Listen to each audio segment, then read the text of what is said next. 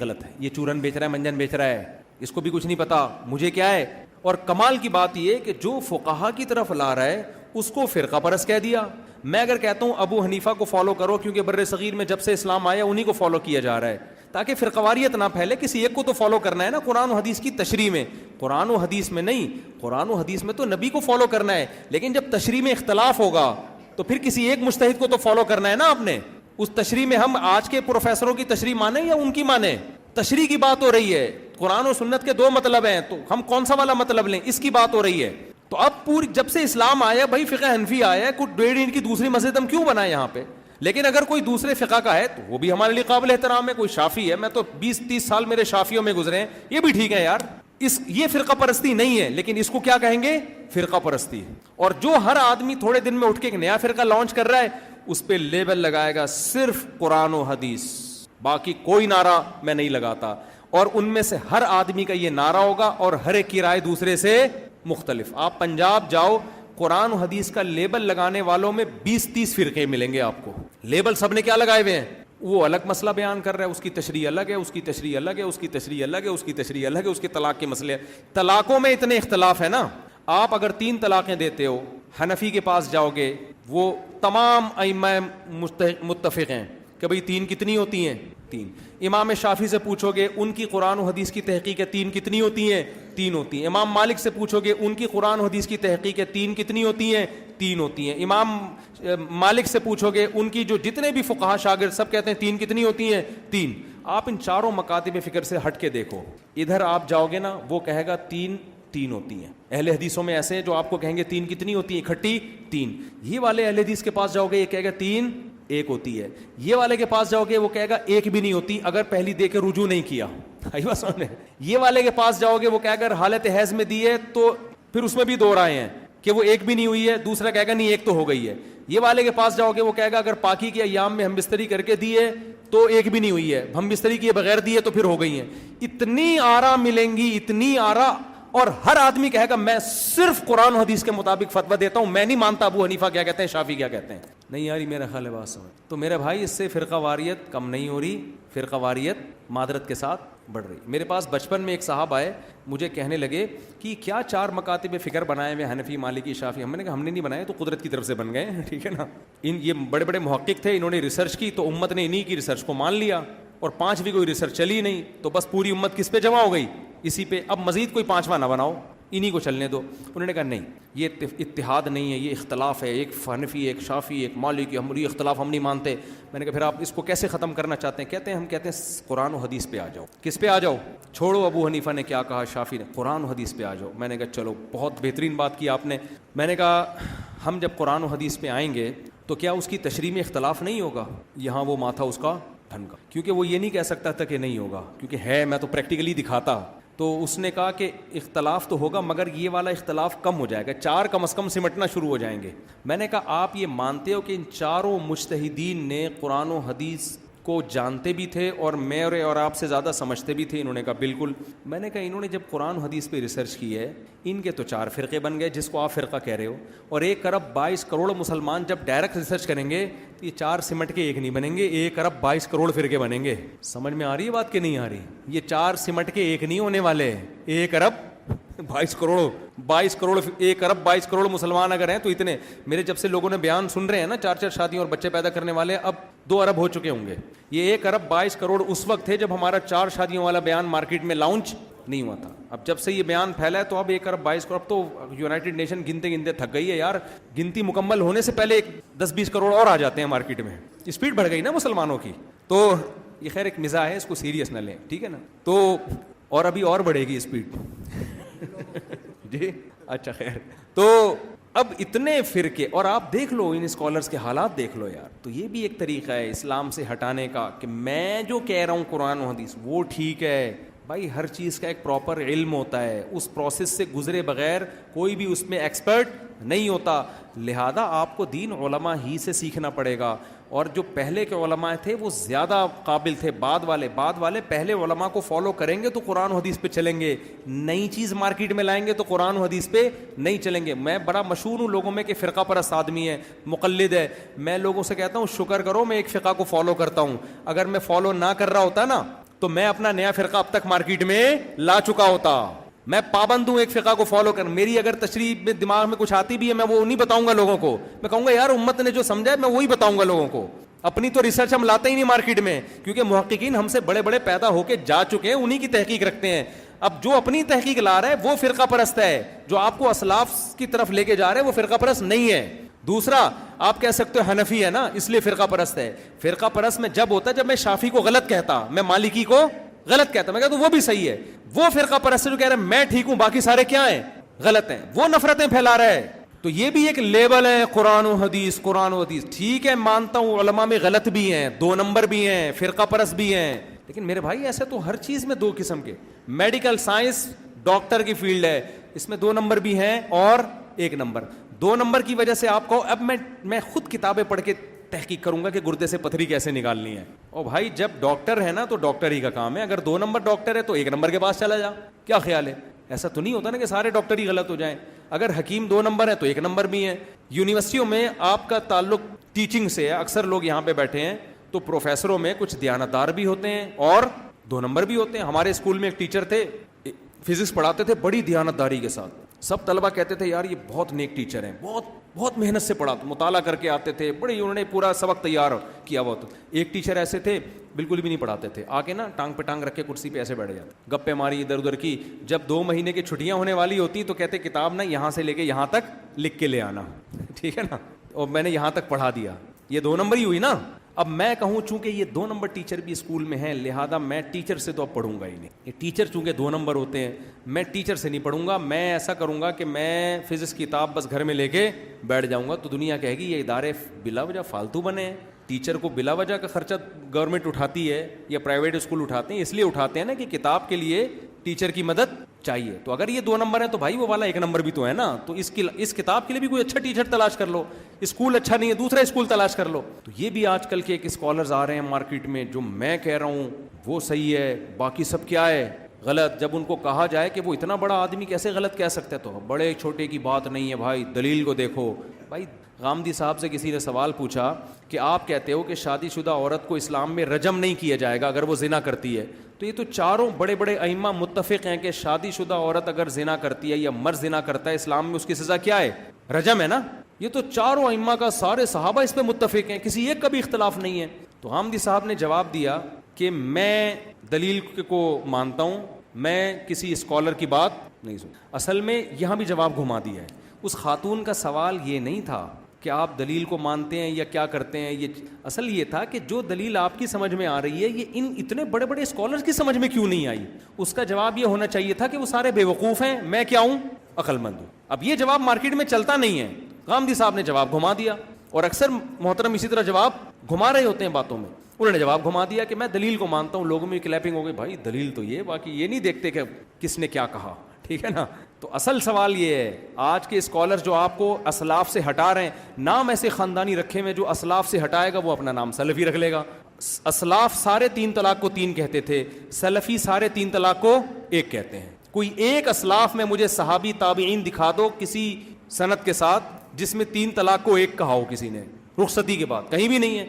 Label label label label, بڑے خاندانی label. تو میرے بھائی جو اسلام صدیوں سے چلا آیا ہے نا آپ کے ہندوستان میں, وہی والا ہے جو چلا آ رہا ہے. اس میں کانٹ چھانٹ کی کوشش, بولو یہ اسلام آج نہیں آیا. ایک صاحب مجھے کہنے لگے کہ پشاور میں ہمارا فرقہ تیزی سے پھیل رہا ہے. ایک پٹھان کھڑا ہوا تھا, اس نے کہا پشاور میں تو 1200 سال پہلے اسلام آیا تھا, یہ اب کیا چیز پھیل رہی ہے, وہ کیا آیا تھا پھر, نہیں آ رہی بات. تو یہ بھی ایک طرح کی آزادی ہے کہ لوگوں کو اسلاف سے ہٹا کے پھر آپ اپنی مرضی کی. ہاں میں نہیں کہہ رہا ہل مولوی کے پیچھے چلنا شروع ہو جاؤ. 2 نمبر مولوی بھی بہت مارکیٹ میں پاکستان میں زیادہ ہیں, کیونکہ یہاں گورنمنٹ کی طرف سے کوئی نگرانی نہیں. جب کرونا پہ قہوے پلا کے لوگوں کو مارنے کی پر کوئی پابندی نہیں ہے, تو پھر مذہبی بھی کوئی پابندی نہیں ہے. کوئی بھی کسی قسم کا کوئی بھی اٹھے, پنچر کی دکان تھی اس کی, تو وہ اٹھ کے ایک 4 دیواری کھڑی کر کے دارالافتاء کھول لے, فتویٰ دینے کا سینٹر کھول لے, تو گورنمنٹ پوچھے گی اس سے.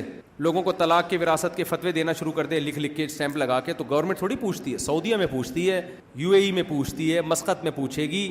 پاکستان میں الحمدللہ یہ بڑی سہولت ہے کہ کوئی بھی جس فیلڈ کا ہو کرے وہ کوئی اور کام, کوئی پوچھنے والا الحمدللہ یہاں پر نہیں. آپ اگر انجینئر ہیں, آپ کلینک کھول کے لوگوں کا علاج, آپ کا کام تھا پنکھے ٹھیک کرنا, آپ لوگوں کے گردے ٹھیک کرنا شروع کر دیں.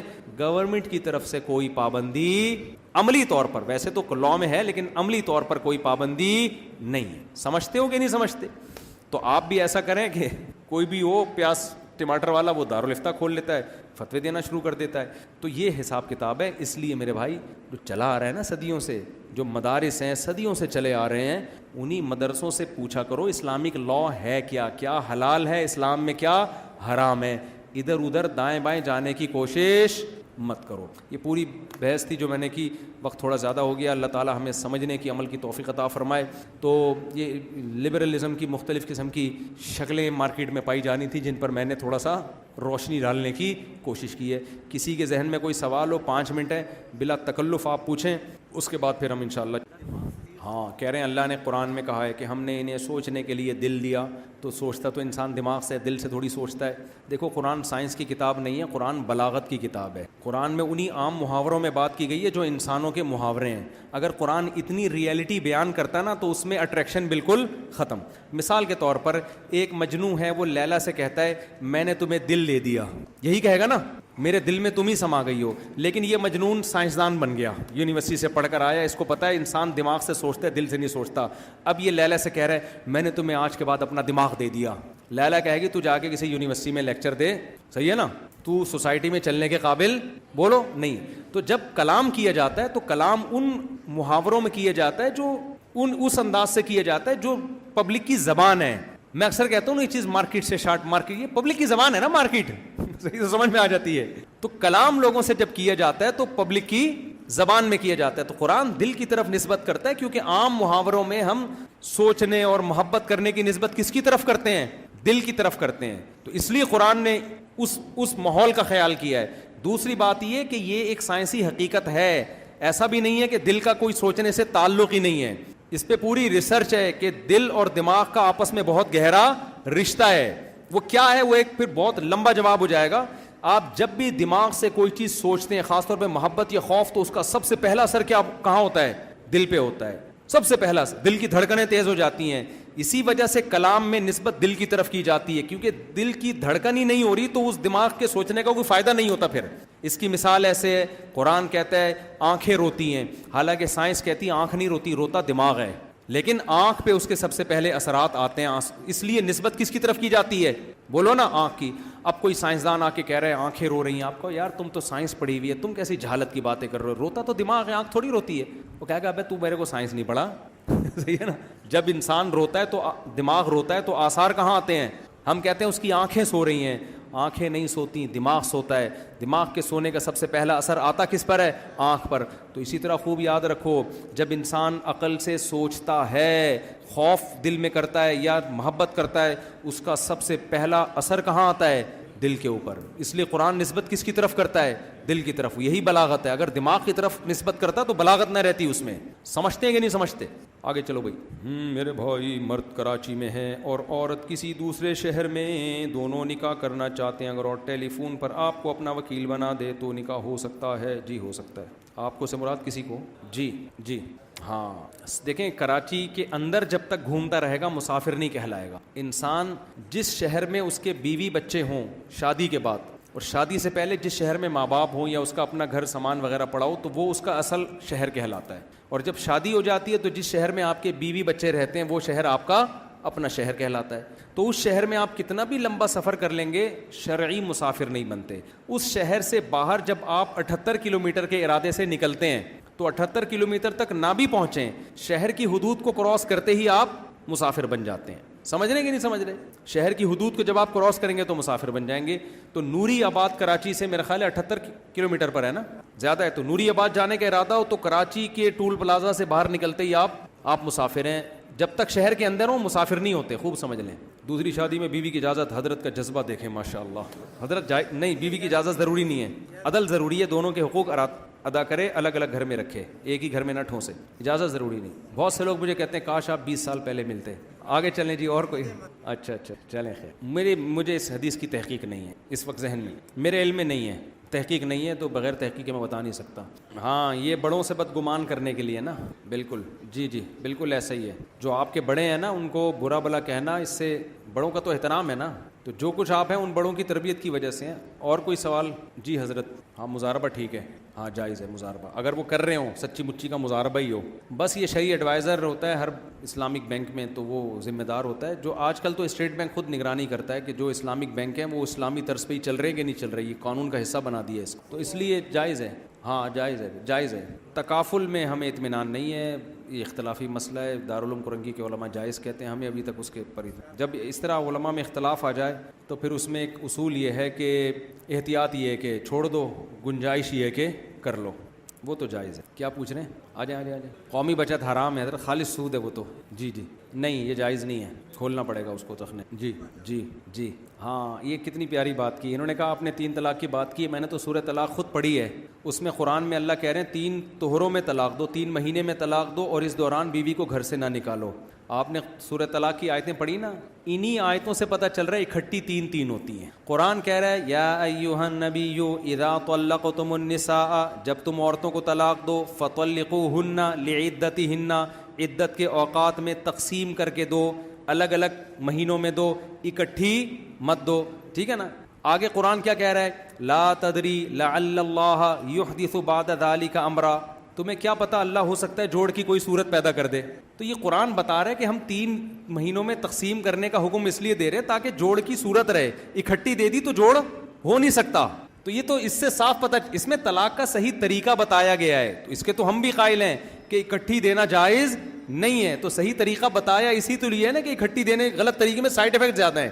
آگے قرآن کہہ رہا ہے وَمَن يَتَّقِ اللَّهَ, جو اللہ سے ڈرتا ہے, یجعل لہ مخرجا, اللہ اس کے لیے مصیبت سے نکلنے کا راستہ رکھتا ہے. عبداللہ بن عباس اس آیت کی تشریح میں بتاتے ہیں کہ جو اللہ کے بتائے ہوئے طریقے کے مطابق طلاق دیتا ہے وقفے وقفے سے, اس نے طلاق دے کر خود کو جس مصیبت میں ڈالا اللہ اس کے لیے مصیبت سے نکلنے کا راستہ رکھتا ہے. جس نے اکٹھی دے دی اس کے لیے اللہ مصیبت سے نکلنے کا راستہ نہیں رکھتا. تو یہ آیت خود بتا رہی ہے, تبھی چاروں اماموں نے اس سے استدلال کیا, اس سے صاف پتہ چل رہا ہے کہ غلط طریقے سے دی تو ہو جائے گی, تبھی تو صحیح طریقہ بیان کیا جا رہا ہے. اگر اکٹھی 3 دینے سے کچھ ہو ہی نہیں رہا ہوتا تو اللہ کہتے تو دے نہ دے تو اس سے کوئی فرق نہیں پڑتا, ہم مانیں گے جب 3 وقفوں میں تقسیم کر کے دے گا. تو ہم بھی یہ کہتے ہیں کہ اکٹھی 3 ہو جاتی ہیں, لیکن اس کے سائیڈ افیکٹ ہیں. رجوع کا حق نہیں رہتا مرد کے پاس, جو اس کو شرمندگی ہوتی ہے اس کی تلافی نہیں ہو سکتی. اس لیے قرآن منع کر رہا ہے اکٹھی مت دو, وقفے میں تقسیم کر کے دو, تاکہ تمہیں ندامت ہو تو تمہارے پاس واپسی کا آپشن ہو. یہ مطلب ہے اس آیت کا. جی گورے. ہاں ہاں جی جی جی جی جی کتنی دفعہ چھوڑ کے جائے گی, چھوڑ کے جائے دوسری کرو. ہاں ہاں ہاں ہاں نہیں ایسا نہیں ہے. دیکھو ٹھرکیوں کے لیے تو حکام ہی نہیں ہوتے نا. ہاں کوئی ٹھرکی ہے تو وہ تو 4000 بھی کر لے, اس کی شہوت ختم ہونے والی نہیں ہے.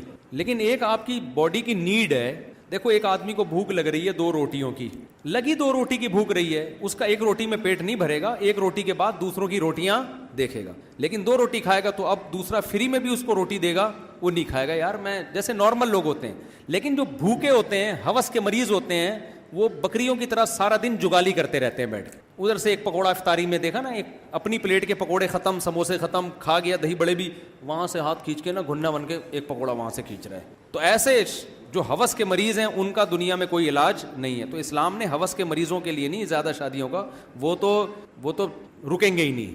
لیکن جو نارمل آدمی ہے وہ 2 پہ بھی بس ہو جاتا ہے, 4 کے تو بہت پاورفل پراٹھے ہونے چاہیے اس کے لیے. ہم تھوڑی کہہ رہے ہیں, ہم تو 4 کی بات کر رہے ہیں, تو 4 ہر ایک کر بھی نہیں سکتا نا, اتنے وسائل کہاں ہوتے ہیں, دے گا کون اس کو. اگلا بولے گا میں تجھے دوسری پہ کیوں دوں, تیرے میں اندر کیا سرخاب کے پر لگے ہوئے ہیں. جو مجبور ہوگا وہ دے گا نا, کہ یار میری بیٹی طلاق یافتہ ہے, بیوہ ہے, نہیں مل رہا رشتہ, تو چل بھائی تو کر لے. یہ تو آٹومیٹیکلی خود ایڈجسٹ ہو جائے گا سوسائٹی کے, کس نے 4 رکھنی ہے, کس نے 2, کس نے 3, کس نے 1, کس کی 1 بھی نہیں ہونی. بہت سے ہو گئے تو ان کو 1 نہیں مل رہا ہوتا, کیونکہ وہ چرسی ہیں, ہیروئن چاہیے, 1 بھی نہیں دیتے لوگ. اب دے رہے ہیں, شرابیوں کو بھی دے رہے ہیں بیٹیاں, کہ یار مل ہی نہیں رہا تو چل بھائی تو ہی کر لے. تو یہ خود بخود یہ سوسائٹی فیصلہ کرے گی, اور پھر آپ کو خود پتہ چلے گا کہ میری ضرورت پوری ہو رہی ہے کہ نہیں ہو رہی ہے. ہوس کا دنیا میں کوئی علاج. لیکن ابھی جو زنا معاشرے میں پھیل رہا ہے صرف ہوس کی وجہ سے نہیں ہے, بلکہ یہ تو اب لوگوں کی جائز بھی ضرورت پوری نہیں ہو رہی ہے نا. تو جب ایک چیز پوری نہیں ہو رہی ہے, نیڈ ہی نہیں اس کی پوری ہو رہی ہے, تو وہ تو پھر برائی کی طرف جانے کا بہت خطرہ ہے اس کا. نہیں یہ غلط ہے. میں سمجھ گیا آپ کی بات. آپ کا سوال میں دہرا دیتا ہوں. انہوں نے کہا کہ بچے نے حافظہ کمزور تھا, ماں باپ نے ذہنی دباؤ ڈال کے قرآن حفظ کروانے کی کوشش کی, تھوڑا ہو گیا باقی رہ گیا, پھر وہاں سے ہٹایا دوسری جگہ, اب وہ قاری اس پہ دباؤ ڈال رہے ہیں کہ جتنا یاد کیے لازمی یاد رکھنا ہے ورنہ بہت سخت گناہ ہوگا. بچے کا دماغ اتنا ہے نہیں, حافظہ ہے نہیں, تو یہ غلط ہے, ایسا نہیں ہے.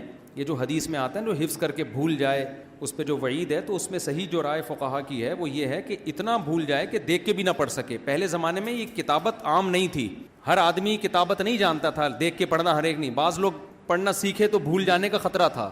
تو اگر کوئی قرآن حفظ کر لیتا ہے, بھول جاتا ہے, تو نعمت کی بے شک ناقدری ہے, اس کی اپریشیٹ نہیں کیا جائے گا, لیکن اس پر وہ جہنم کی وعید نہیں ہے, کوئی گناہ نہیں ہوگا اس سے. تو اور خاص طور پہ بچے کا ذہن کمزور ہے, اس پہ دباؤ ڈالنا کہ لازمی یاد رکھے, یہ اس بچے کے ساتھ ظلم ہے. تو بچے کو چیک کر لینا چاہیے, کچھ دن تک حفظ میں چل رہا ہے ٹھیک ہے, نہیں چل رہا تو وہ کہیں اور لگائیں, ورنہ نہ ادھر کا رہے گا نہ ادھر کا رہے گا, وہ کسی کام کا نہیں رہے گا. بس اس کو بچے کو اتنا بول دیا کریں جتنا یاد کر لیا آسانی سے یاد کرو, روزانہ ایک پارہ دہرا دو کافی ہے, اس سے زیادہ دباؤ نہ ڈالیں اس کے اوپر. جی ہاں جی, بس وہ تو معذور ہے. تو حدیث میں آتا ہے جس شخص کا جوانی میں کوئی عمل رہا ہو, پھر بڑھاپے میں کمزوری کی وجہ سے وہ عمل چھوٹ جائے تو اللہ اس کو اجر پورا ہی دیتے ہیں. تو اگر کوئی جوانی میں مسجد پیدل آیا کرتا تھا, اب بڑھاپے کی وجہ سے گاڑی میں آنا پڑ رہا ہے, تو حدیث کے مطابق اس کو وہی پیدل آنے کا ہی اجر ملے, تو اللہ تعالیٰ اس کو اجر دیں گے. نہیں, حج میں یہ کہ جب اتنی عمر تک کر سکتے ہو کہ آپ وہاں جا کے واپس آ جائیں زندہ سلامت, ایسی عمر میں جانا کہ امید ہی نہ ہو کہ اب زندہ واپس آئے گا, یہ ٹھیک نہیں ہے. جان بچانا تو فرض ہے نا. جی ہاں چلیں بھائی, بس 2 سوال اور لے لیتے ہیں, آپ بتائیں. ہاں یہ سوال رہ گیا تھا, یہ خواتین کی طرف سے سوال آیا ہے کہ ایک گروہ بولتا ہے کہ اللہ ایسا ظالم ہے جو نماز چھوڑنے پر اتنی سخت سزا دے دے گا. یہ میرا سوال میں نے اٹھایا تھا, رہ گیا. اصل میں اس کا تو جواب بڑا ڈیٹیل ہے, میں مختصر بات کرتا ہوں کہ دیکھو یہ جو فیصلہ ہے نا کہ یہ چھوٹا جرم ہے, اتنی سی بات پر اللہ سزا دے دے گا, یہ اتنی سی, یہ ڈیفائن کون کرے گا کہ یہ اتنی سی ہے یا بہت بڑی ہے. نہیں یاری بات سمجھ میں, اتنی بات تو ثابت ہے.